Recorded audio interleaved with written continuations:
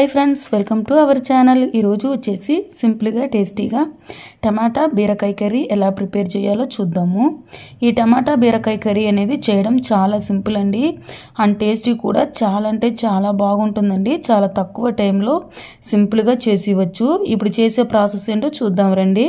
ముందుగా అయితే ప్యాన్లకి తగినంత ఆయిల్ వేసి ఆయిల్ హీట్ అవనిచ్చి 1/2 టేబుల్ స్పూన్ ఆవాలు, 1/2 టేబుల్ స్పూన్ జీలకర్ర వేస్తున్నానండి.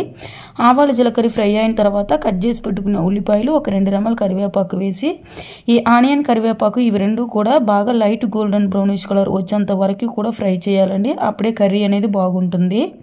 ఈ విధంగా ఫ్రై అయిన తర్వాత మనం ముందుగా కట్ చేసి క్లీన్ చేసి పెట్టుకున్న బీరకాయ ముక్కలను కూడా వేసేస్తున్నానండి. ఇప్పుడు ఒక 1/2 టేబుల్ స్పూన్ పాటు పసుపు, 1 టేబుల్ స్పూన్ పాటు సాల్ట్ వేసి ఈ సాల్ట్ పసుపు రెండు కూడా బీరకాయకి పట్టేడుగా బాగా కలుపుకుంటూ లో ఫ్లేమ్లో అయితే పెట్టుకొని ఒక 2 మినిట్స్ పాటు బాగా ఫ్రై చేయండి. బీరకాయలో ఉండే వాటర్ అంతా కూడా రిలీజ్ అయ్యేంత వరకు కూడా బాగా ఈ విధంగా లో ఫ్లేమ్లో అయితే పెట్టుకొని కలుపుకుంటూ ఉడికించుకోండి. ఈ విధంగా బాగా ఉడికేటప్పటికి మూత అయితే పెట్టుకొని ఒక 10 to 15 మినిట్స్ పాటు లో ఫ్లేమ్లో అయితే పెట్టి ఉడికించండి. చూసారు కదండి, బీరకాయలో ఉండే వాటర్ అంతా కూడా ఈ విధంగా సపరేట్గా వచ్చేస్తుందండి. మీరు కర్రీలకి వాటర్ ఏం పోయాల్సిన అవసరం లేదండి. ఈ వాటరే కరెక్ట్గా సరిపోతుంది. ఇప్పుడు కట్ చేసి పెట్టుకునే టమాటాలు కూడా ఒక చిన్న సైజు టమాటాలు 2 అయితే వేస్తున్నాను.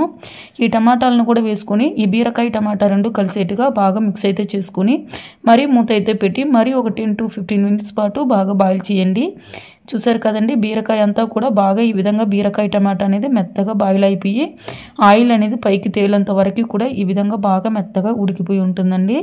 ఈ విధంగా బాగా ఉడికిన తర్వాత మీకు రుచికి సరిపడంత కారము, రుచికి సరిపడంత సాల్ట్ అయితే వేసేసుకోండి. నేనైతే 1.5 టేబుల్ స్పూన్ పాటు కాశ్మీరీ చిల్లీ పౌడర్ అయితే వేస్తున్నానండి.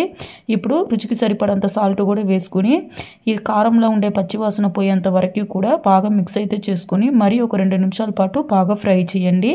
కారంలో ఉండే పచ్చివాసన అంతా కూడా పోయిన తర్వాత పూర్తిగా చల్లారనిచ్చి వేడి వేడి అన్నంలో సర్వ్ చేసుకోండి. టేస్ట్ అయితే చాలా అంటే చాలా బాగుంటుందండి.